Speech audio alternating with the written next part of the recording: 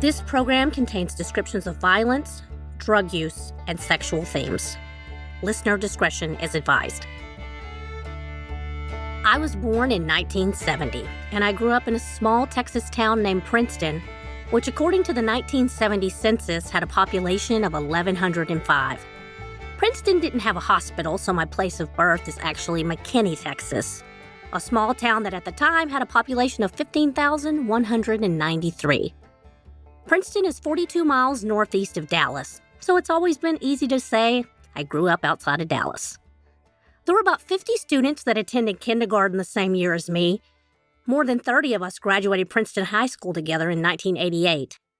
At the time, our graduating class was the largest in Princeton history with 85 students, as the town's population had grown to around 2,300.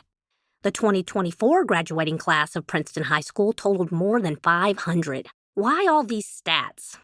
When someone says everyone knows everyone, it might seem hard to believe, but it was not hard to believe in Princeton.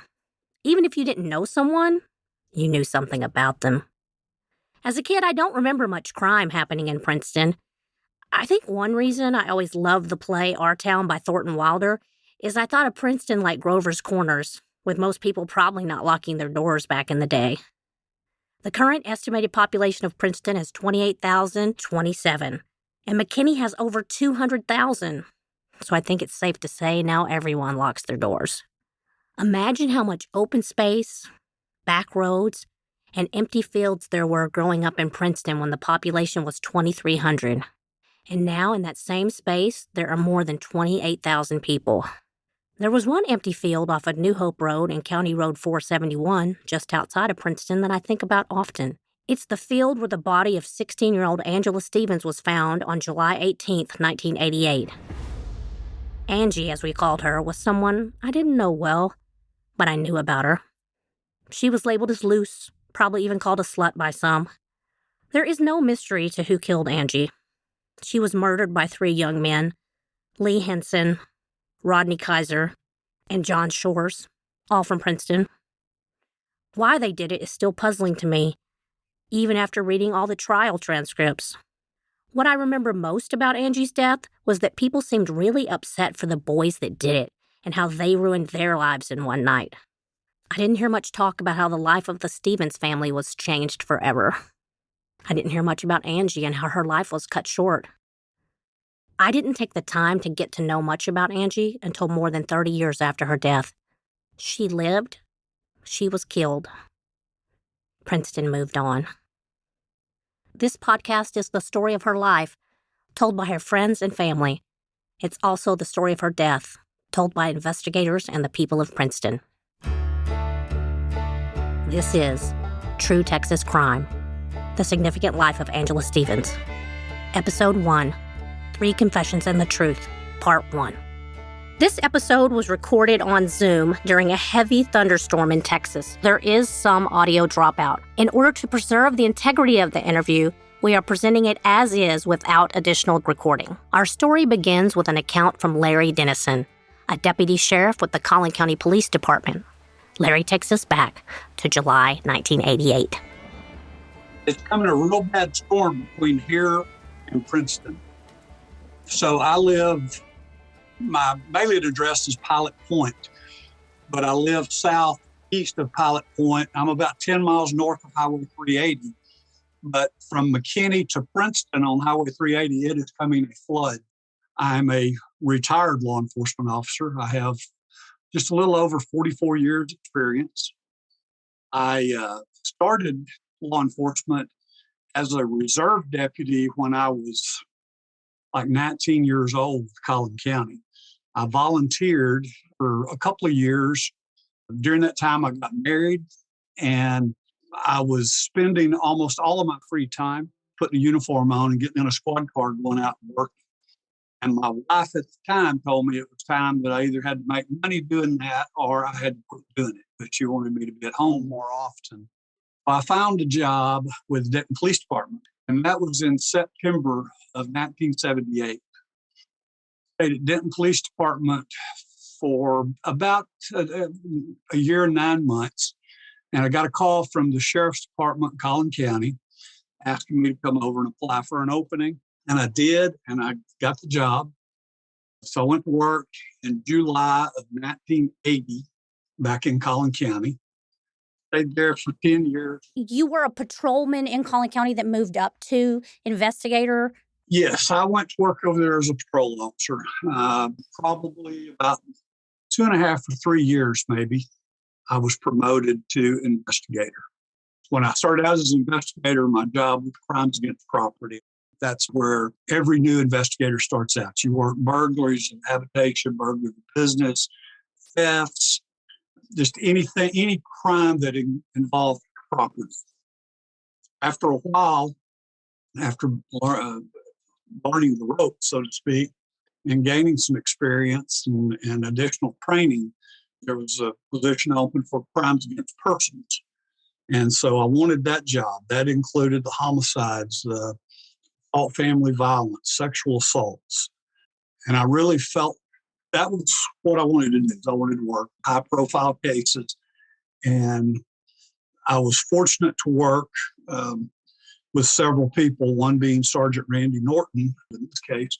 He was a great partner. He was very knowledgeable. And he and I worked really well together. And we worked several homicides.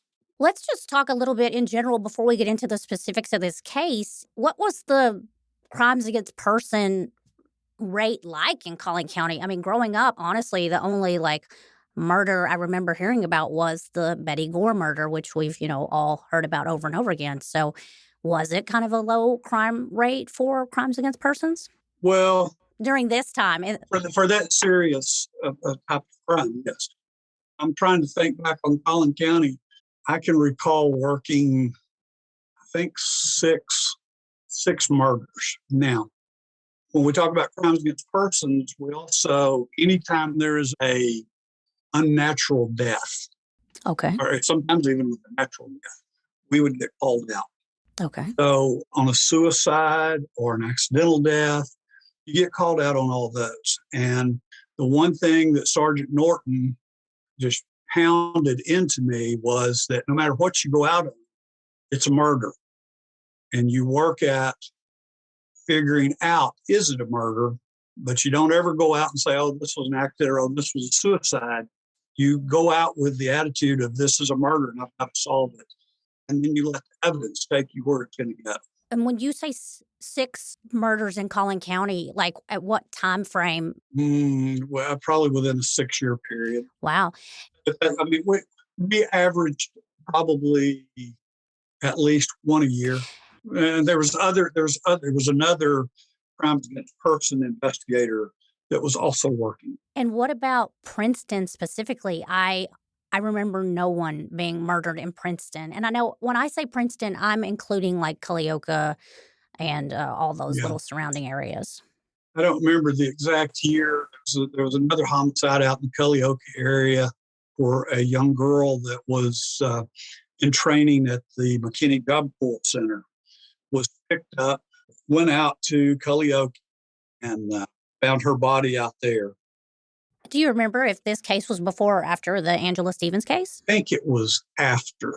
So the Angela Stevens murder was one of the first murders that you know of in Princeton during this time frame? Before Angela, there was a young girl, and I say a young girl, she was probably in her early 20s. I think the Wagon Wheel was country nightclub over there. Absolutely. She had been over there and hooked up with some guy that lived there in Princeton, went over to his house, and ultimately she dies there.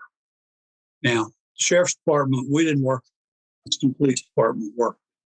I don't know if it was ruled an accident, a suicide, or if there was a homicide, but there was a death. And I don't believe it was a natural death. In general, would you say during this time, the violent crime rate for Collin County, Princeton area was relatively low? Oh, yeah, absolutely. And when I say I work crimes against persons and we work the major crimes, we also work the husband and wife arguments or fights, any kind of assault. Simple assault and assault family violence, that's what took the majority of my time.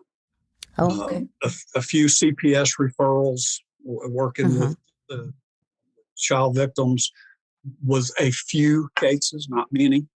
But nowadays, especially like in Little Elm, when I was working there, that child protective services took up the majority of my caseload. Much as I hate it, I found myself going to the Children's Advocacy Center a couple of times a week for doing interviews for children that had been abused one way or the other. Oh, my goodness.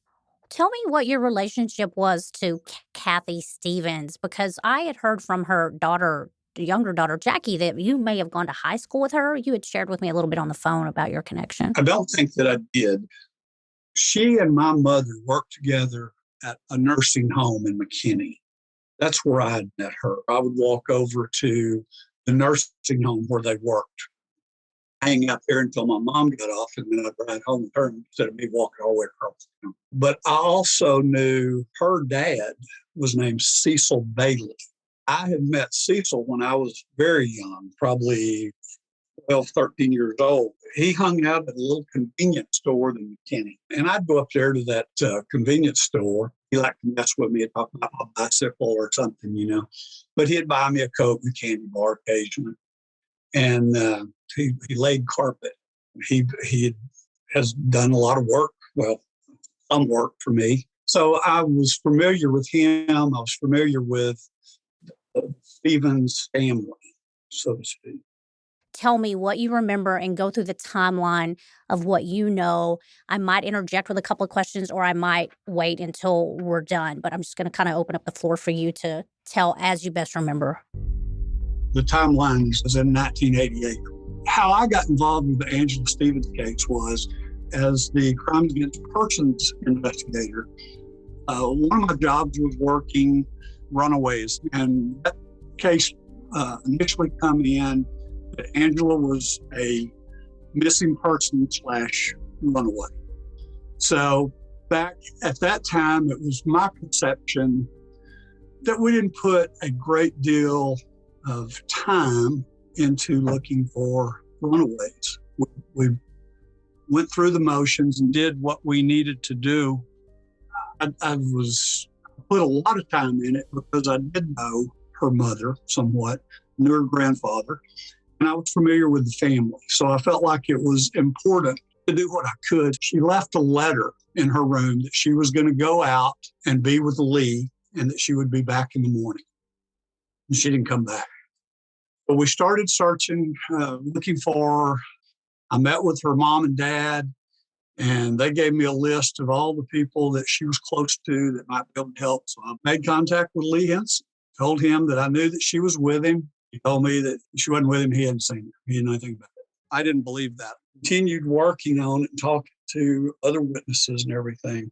I don't know, a week or 9 days later, we get a call. A patrol had responded to a call that a farmer mowing his hayfield had found a body.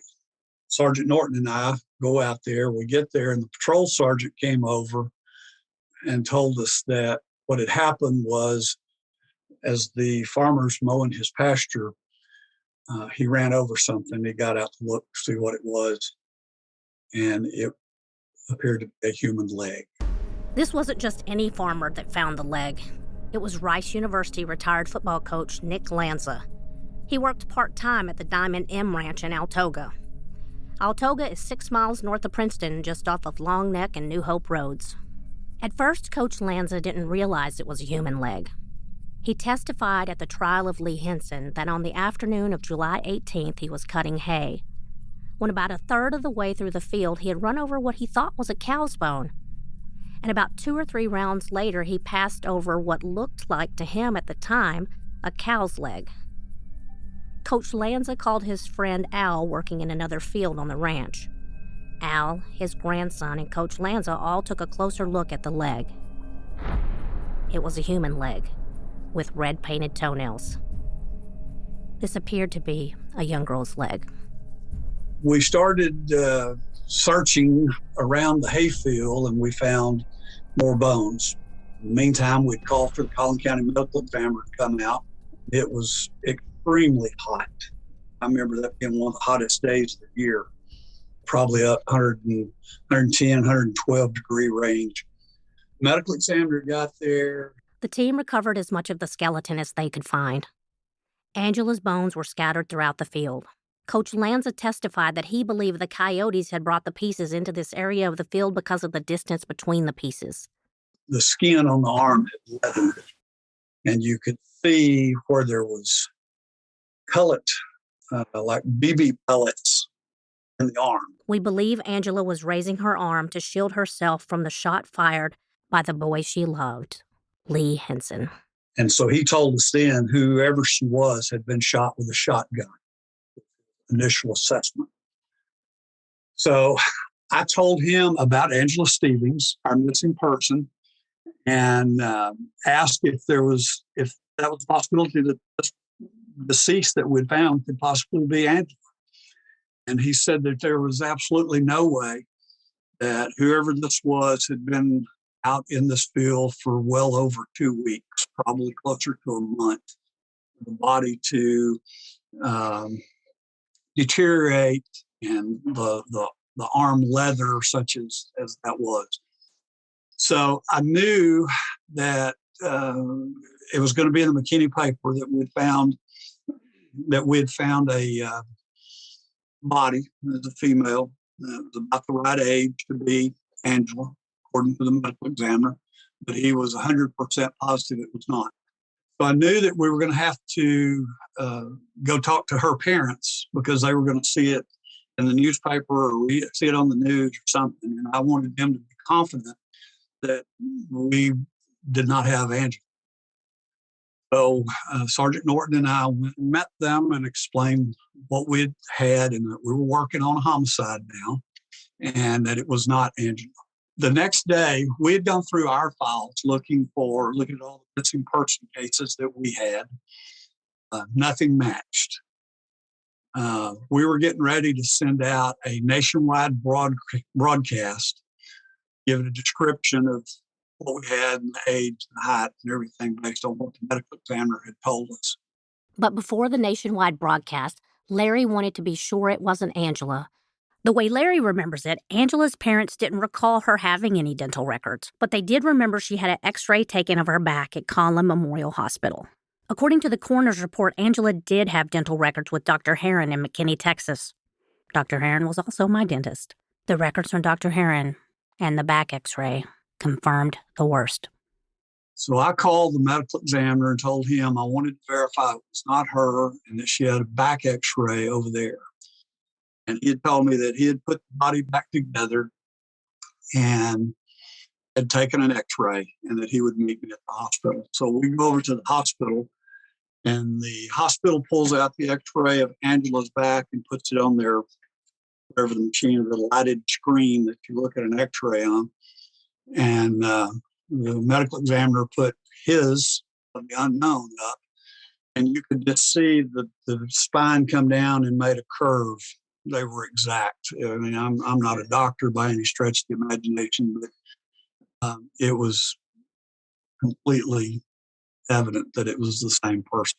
Sadly, Larry knew this was Angela's body, and that meant Larry had to go back to Jack and Kathy Stevens to let them know that Angela was no longer a missing person and now a homicide victim.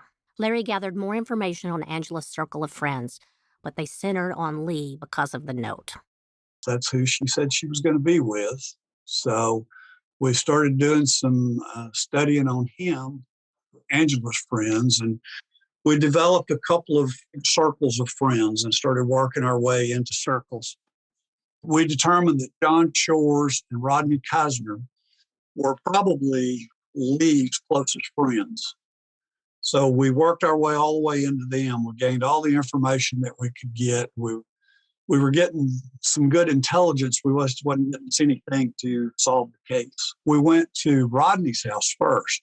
We were told that he was at work in McKinney and wouldn't be home until the next morning. He worked all night shift somewhere in McKinney.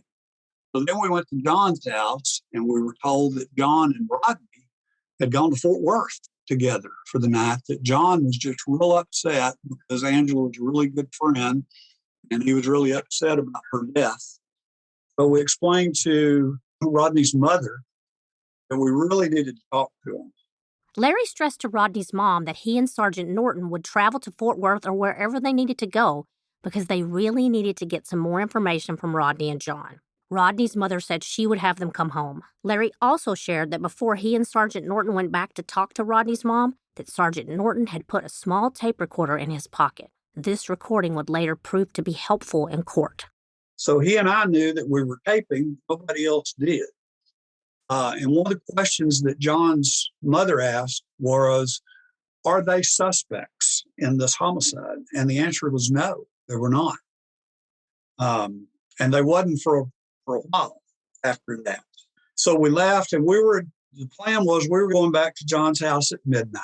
Probably around 10:30 or 11, Sergeant Norton and I were at the sheriff's office, and we were completing our paperwork, getting caught up on things and trying to figure out what our next steps were going to be. We decided to call John's mother and see if she could bring John and Rodney to the sheriff's office in McKinney so we could visit with them there. Right around midnight, they get there.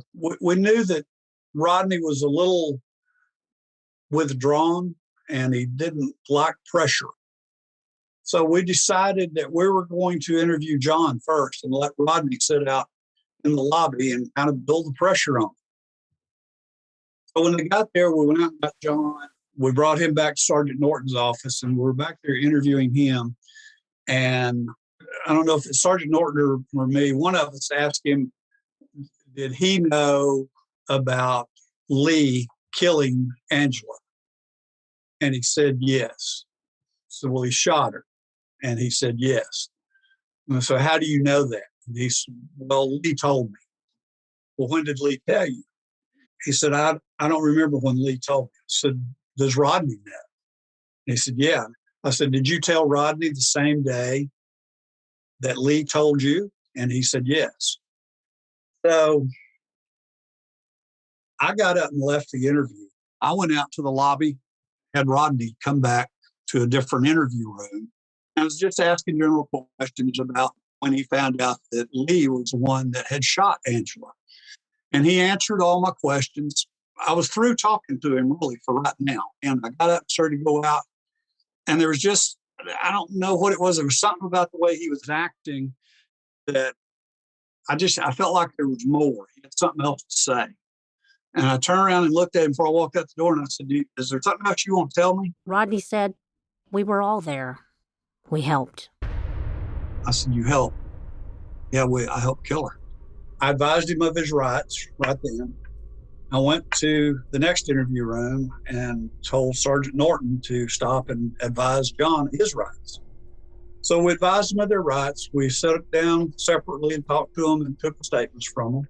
Larry said John and Rodney kept asking if they were under arrest, and the fact was, no, they were not yet under arrest.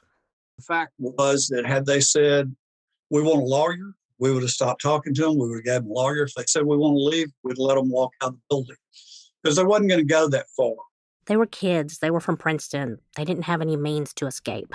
Sergeant Norton and I had discussed it. We both thought better that if we got a warrant for their arrest before we arrested them, even though they'd confessed to this. John and Rodney kept talking and began to explain the details of the night Angela was murdered.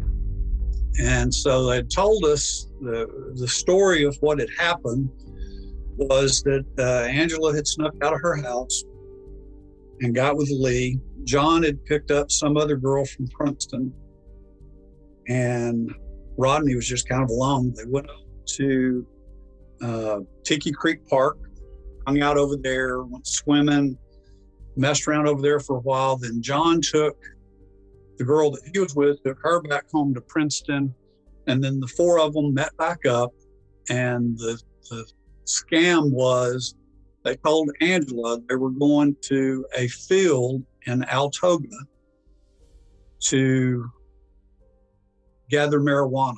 So she loads up with them and they go up there. They get out of the car. She's looking around for marijuana and she looks up. Lee is pulling a shotgun out of the car. Lee pushes Angela to the ground and shoots her with a shotgun, and he told Rodney and John they had to shoot her too. This was an old, junky, single-shell shotgun. You load a shell, shoot it, and then you have to load a new shell to take another shot. And that shell had jammed in. They couldn't get the shell out. So he couldn't reload it so they could shoot her. So John and Rodney instead each hit Angela with the shotgun. One hit was so powerful, it broke the stock of the shotgun. They move Angela's body into some weeds, get back in the car, and head back towards Princeton when they notice some of Angela's personal belongings were in the car. As they drive down Long Neck Road, they scatter Angela's items along the roadside. Then they went on through Princeton and went back out to Collioke, to the little bridge on 982 that crosses the lake. And they got out through the shotgun into the lake. And then they went their separate ways from there. We asked them if they could show us where this was at. Rodney and John, still not under arrest, both agreed to get in a police car with Larry and Sergeant Norton and take them to the site of the murder in Altoga, the location of Angela's personal items on Long Neck Road in Princeton, and the creek in Collioke where they dumped the gun. So then we go back to the office, and it's getting to be 7 o'clock. So we called one of the assistant district attorneys that we worked with. Larry and Sergeant Norton called the district attorney's office and ran the story by an assistant DA.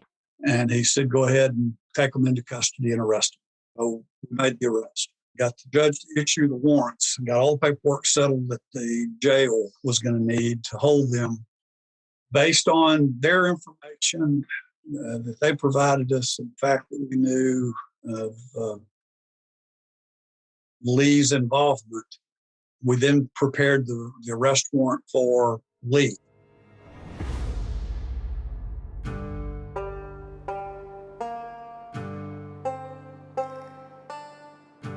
On the next episode of True Texas Crime.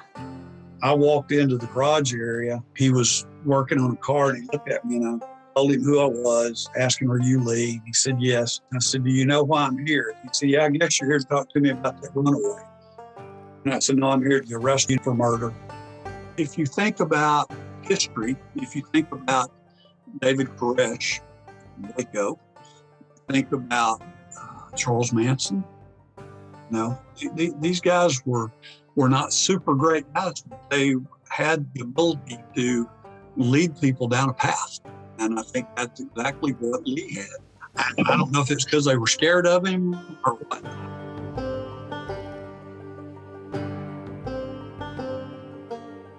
True Texas Crime, The Significant Life of Angela Stevens is a North End Burgers production.